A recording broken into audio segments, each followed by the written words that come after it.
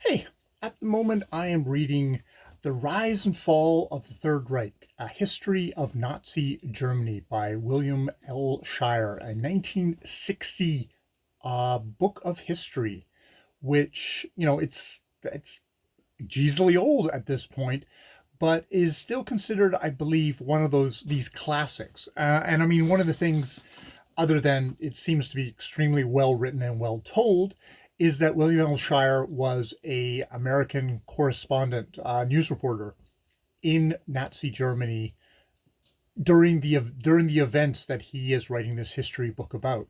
And while he is very much able to take kind of a historian's viewpoint on things and give you kind of the big picture, he's also able to kind of drop in through this. He stood next to some of these guys at like various rallies. He knew what these people were like in person. He saw Hitler speak, all this sort of stuff. He was aware of what it was like on the ground to be in Germany as it was Nazified. I've only gotten about 30% of the way through the book at this point, but I thought I'd stop and read out just the beginning of this section. It just starts in chapter 11, which is Anschluss, the rape of Austria, because it doesn't veer into the autobiographical that often, but this is one of these occasions where it did.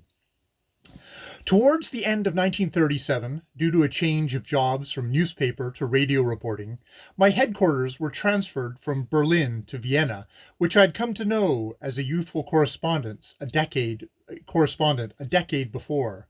Though I would spend most of the period of the next 3 crucial years in Germany, my new assignment, which was to cover continental Europe, gave me a certain perspective of the Third Reich and, as it happened, set me down in those very neighboring countries which were to be victims of Hitler's aggression just prior to and during the time the aggression took place. I roved back and forth in those days between Germany and the country that for the moment was the object of Hitler's fury, and so gathered a first-hand experience of the events which are now to be described, and which led inexorably towards the greatest and bloodiest war in man's experience. Though we observed these happenings at first hand, it is amazing how little we really knew of how they came about. The plotting and maneuvers, the treachery, the fateful decisions and moments of indecision, and the dramatic encounters of the principal participants which shaped the course of the events took place in secret but beneath the surface, hidden from the prying eyes of foreign diplomats, journalists, and spies, and thus for years remained largely unknown to all but a few who took part in them. We have to wait for the maze of secret documents and the testimony of the surviving leading actors in the drama, most of whom were not free at the time. Many landed in Nazi concentration camps to tell their story. What follows, therefore, in the ensuing pages is based largely on the mass of factual evidence which has been accumulated since 1945. But it was perhaps helpful for a narrator of such a history as this to have been personally present at its main crises and turning points. Thus it happened that I was in Vienna on the memorable night of March 11th, 12th, 1938, when Austria ceased to exist. So yeah, that is from The Rise and Fall of the Third Reich by William Shire.